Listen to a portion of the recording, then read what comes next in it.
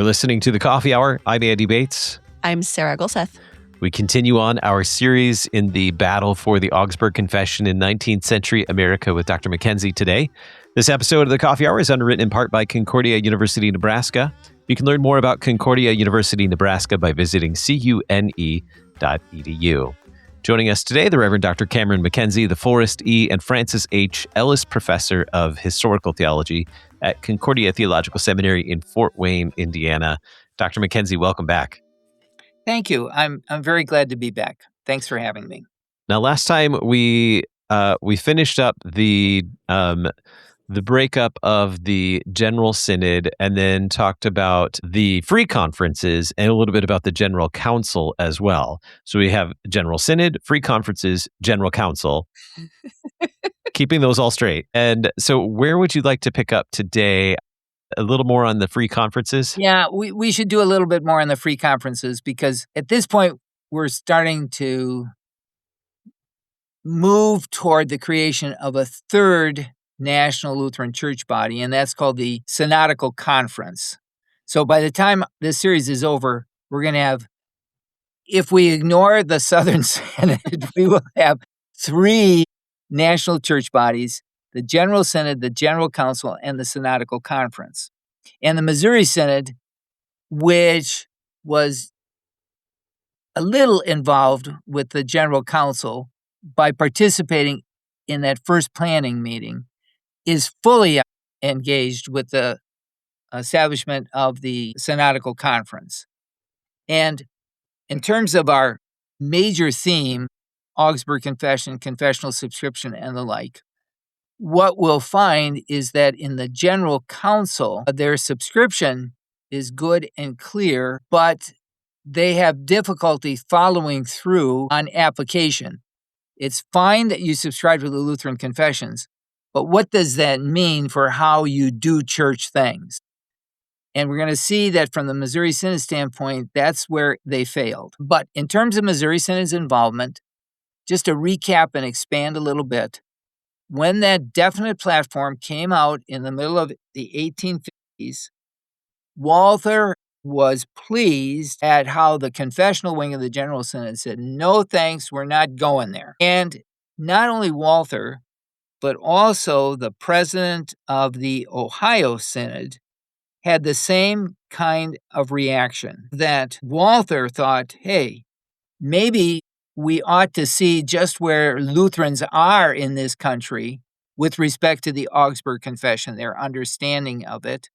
And the best way to do that would be to invite Lutherans from all of these different church bodies who subscribe to the unaltered Augsburg Confession to come to a conference. And it'd be a free conference. We're not coming there as synod. We're not representing the synods or anything. We're just coming there as Lutherans to see where we are in terms of the meaning of our confession, our adherence to the Augsburg Confession.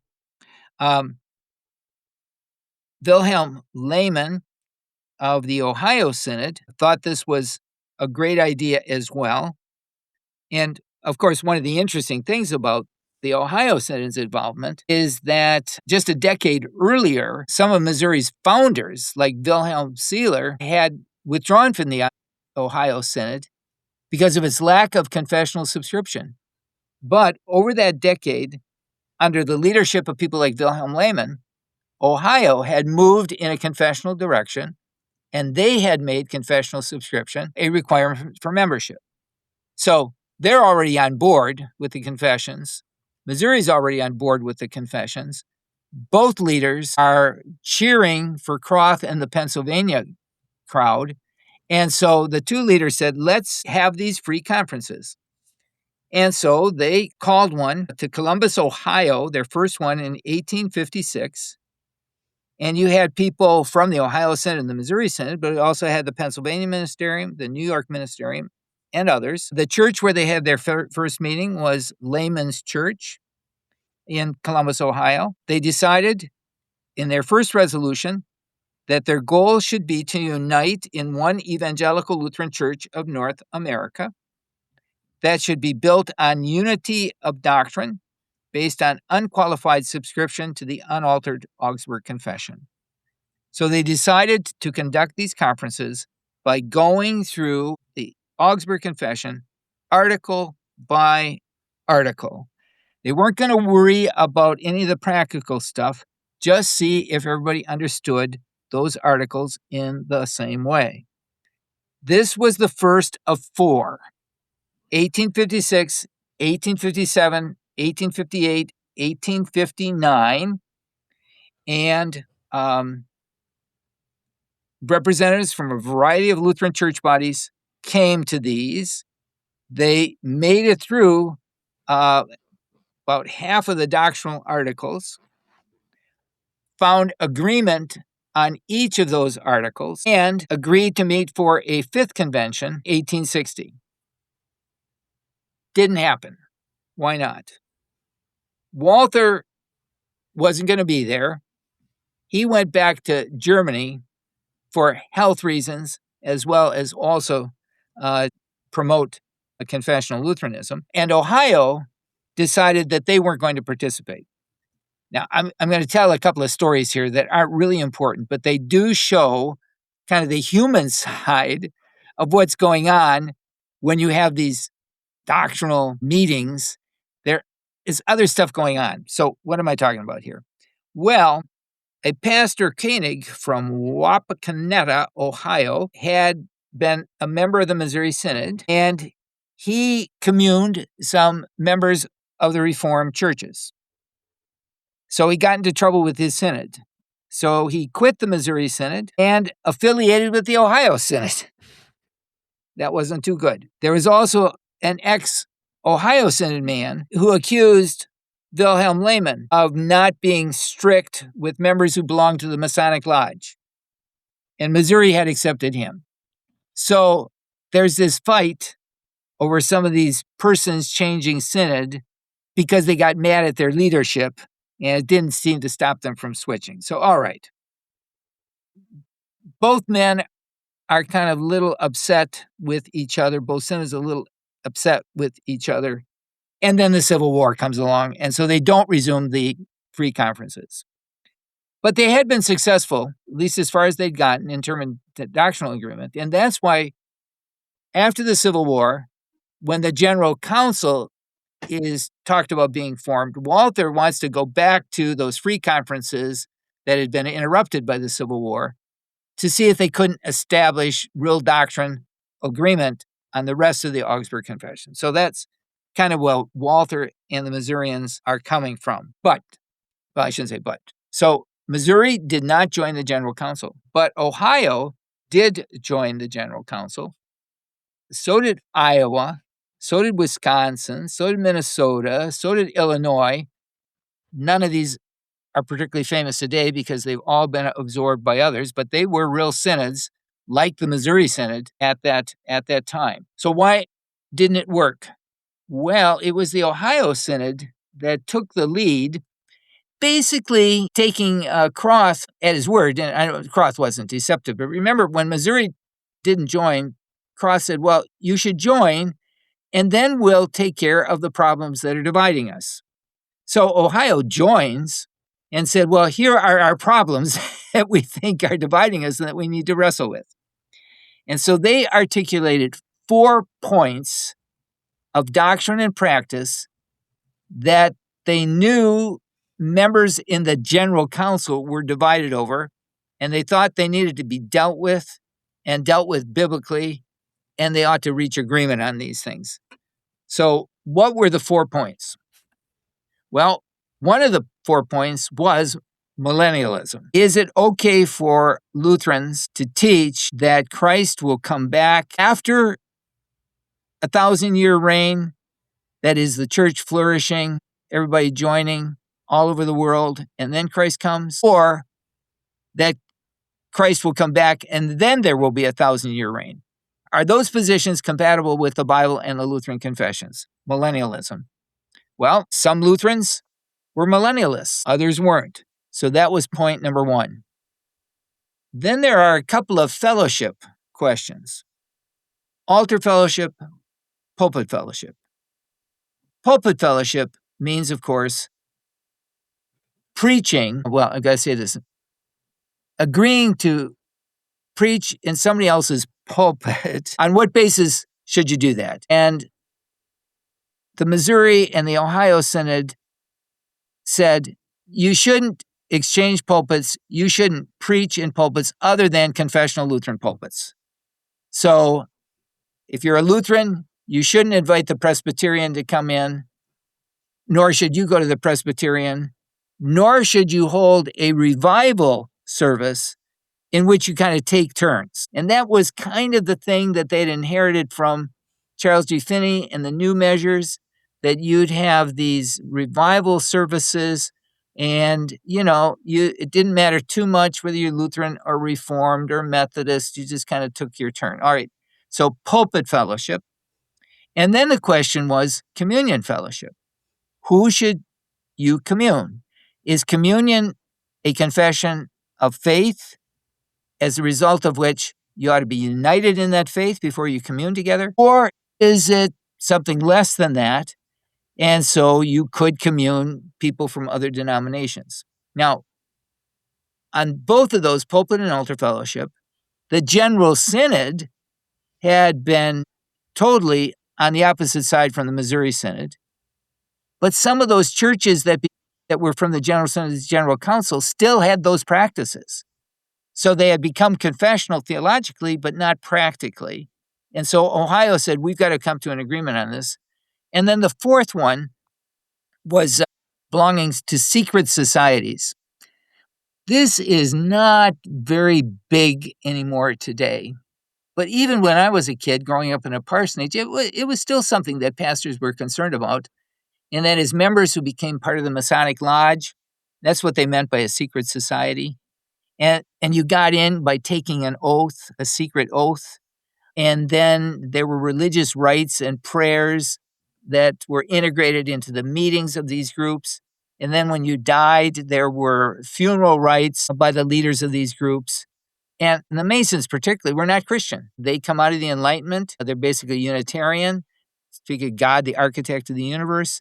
So the question was, could members of Lutheran congregations also belong to these secret societies? And again, this was something that the General Council had inherited from the General Synod. And I'll give you a good example from Fort Wayne. The founder of St. Paul's Lutheran Church, the oldest Lutheran church in Fort Wayne, was a man by the name of Henry Rudisill. But he was also the founder of the Masonic Lodge here in Fort Wayne. Yeah. He left St. Paul's not quite 10 years after it was founded, about 8 years. And he had helped to found Trinity English Lutheran Church here in Fort Wayne. Language was one of the issues too. Trinity English was a church within the General Council. So here in Fort Wayne, there were St. Paul's and Trinity English, both now confessional, let's grant that. But Trinity English inherited this custom of having lodge members, whereas the Missouri Synod said, no, we can't do this. So the secret societies were an issue also. That's one of the 4 points. So you had millennialism, altar fellowship, pulpit fellowship, and then secret societies. So Ohio said, okay, General Council, what are you going to do about these things, okay? Well, the answer was not, they were going to deal with them, but not very satisfactorily. So, for example, on fellowship, Croth articulated a rule that actually sounds pretty good. The rule is Lutheran pulpits are for Lutheran ministers only. Lutheran altars are for Lutheran communicants only. That sounds pretty good. But then he added exceptions. The exceptions to the rule belong to the sphere of privilege, not of right. The determination of the exceptions is to be made in consonance with these principles by the conscientious judgment of pastors as the cases arise. What did all that exceptional language mean? Well, in practice, it's going to mean that the pastor, if he's used to communing Reformed, is going to still keep doing it. At least that's the way I'd interpret that. Okay, so you have Ohio and other member synods saying this is not going to work. And so Ohio left the General Council, Wisconsin left the General Council, Minnesota left the General Council, and Iowa halfway left the General Council. What Iowa decided to do was to send delegates but not to vote. So they were half in and half out. Okay. So you get the picture. The General Council isn't working with a lot of these Midwest Lutheran groups. And Walther and company realize this, and they think now there's still another way we could join in a national church body with these folks if we would meet with them one by one. And so that's what Missouri Synod starts to do, meet with these church bodies one by one. And they're successful with some and not with others. And maybe we can talk a little bit more about that, but maybe it's time for a break. Yeah. Okay. It is time for our break. We're talking with the Reverend Dr. Cameron MacKenzie about the battle for the Augsburg Confession. We'll be right back. You're listening to The Coffee Hour. I'm Sarah Golseth. I'm Andy Bates.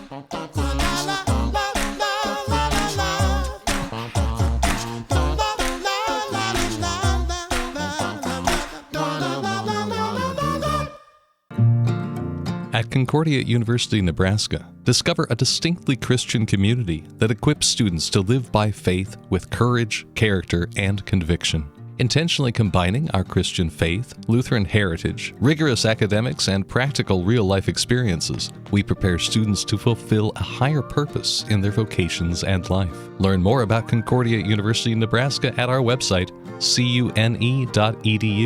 That's cune.edu.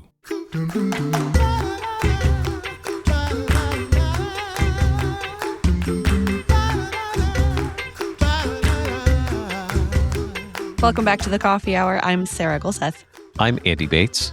We're talking with the Reverend Dr. Cameron MacKenzie, professor of historical theology at Concordia Theological Seminary in Fort Wayne, about the General Council and whether or not they were actually doing things the way that Walther and the others in the Missouri Synod wanted things to be done. What happens, Dr. MacKenzie, when Missouri decides to start meeting with these other geographic synods? Yeah. Missouri decided that because of the experience they had with the free conferences, plus also the things that leaders in some of these other Midwest synods were saying and talking about, that possibilities for formally establishing fellowship between these synods was possible, and that they ought to investigate formally now whether they were in agreement on doctrine and practice about what it meant to subscribe not only to the Augsburg Confession, but to the entire Book of Concord. And so there was a series of meetings that were held between the Missouri Synod and between representatives of the Missouri Synod and these other church bodies.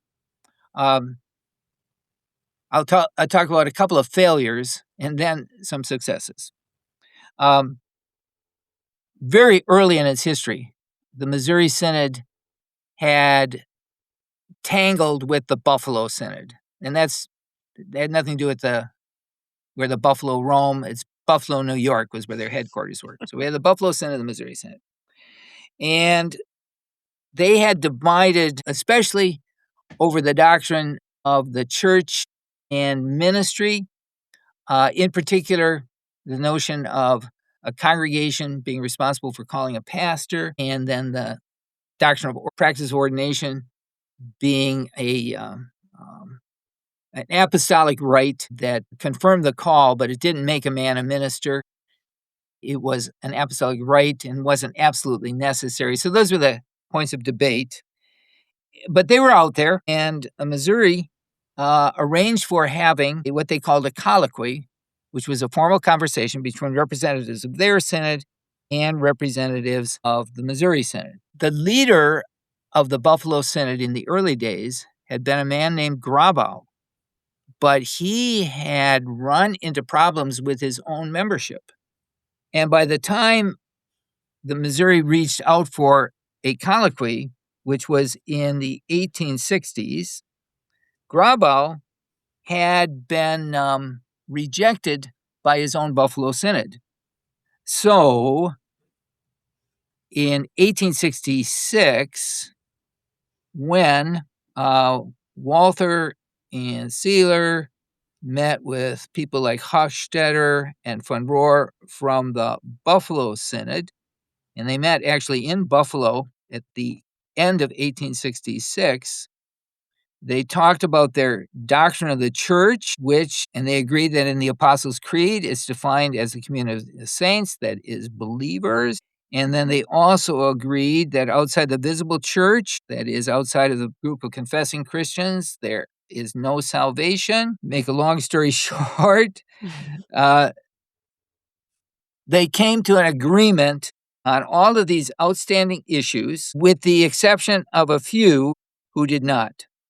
Now, somewhere I've got some numbers on this, and it is like I can't find the numbers, but the majority of the Buffalo Synod pastors agreed with the Missouri Synod and actually ended up joining the Missouri Synod. A minority did not. They ended up, these were 6 pastors. Yeah, here we go. 12 pastors joined the Missouri Synod. 7 pastors did not. They ended up in the next generation joining the Wisconsin Synod, but it took a while for them to join. And 3 pastors stayed loyal to Grabau in the Buffalo Synod. So that's not an overwhelming victory, but it was basically a victory for the Missouri Synod position with the Buffalo. But they're no longer a synod that we have to deal with. So that was one of the church bodies. Then in 1867, met with the Iowa Synod, and they reached a little bit of agreement on the nature of confessional subscription. And so there was some positive feelings about that one. But subsequently, they didn't reach agreement on questions like Sabbatarianism, millennialism, and so forth. And so the Iowa Synod and the Missouri Synod were unable to establish fellowship. There were a handful of congregations in the Iowa Synod that did agree with the Missouri, and so they ended up leaving. Many of them joined the Wisconsin Synod, but that was okay because the Wisconsin Synod was one of those groups that would have success when the Missouri Synod met with them. So let me say a little something about this. The Ohio Synod met with the Missouri Synod in 1868, reached complete agreement. The Wisconsin Synod met with the Missouri Synod in October of 1868 and reached complete agreement. The English Synod met with the Missouri Synod in 1869 and reached complete agreement. Minnesota Synod met with the Missouri Synod in June of 1872 and reached complete agreement. The Missouri Synod was already in fellowship with the Norwegian Synod. That's maybe a little more complicated story than we can tell right this moment. Maybe we'll save it till next time. But at any rate, they were in fellowship. And so we have, by the time we're in the early 1870s, we have Missouri Synod has established through these formal colloquies, doctrinal and practical agreement with a real handful of synods. And they're the ones that will go forward and form the Synodical Conference based upon complete agreement in doctrine and in practice. So maybe that's where we'll call it quits for today and go forward and maybe finish this up next time. So we've moved from the General Synod to free conferences, to General Conference, to colloquies, now to the Synodical Conference. Right. Okay, just making sure I'm following the storyline here. Yeah, I think you got it. Very good. And next time we'll talk a little bit more about the Norwegian Synod, hopefully, and their fellowship with Missouri Synod. Yep. All right. The Reverend Dr. Cameron MacKenzie, the Forrest E. and Francis H. Ellis Professor of Historical Theology at Concordia Theological Seminary in Fort Wayne. Dr. MacKenzie, thanks for helping us understand this battle for the Augsburg Confession in 19th century North America. Glad to do it. Glad you're finding it interesting. Thanks for having me. You've been listening to The Coffee Hour. I'm Andy Bates. I'm Sarah Golseth.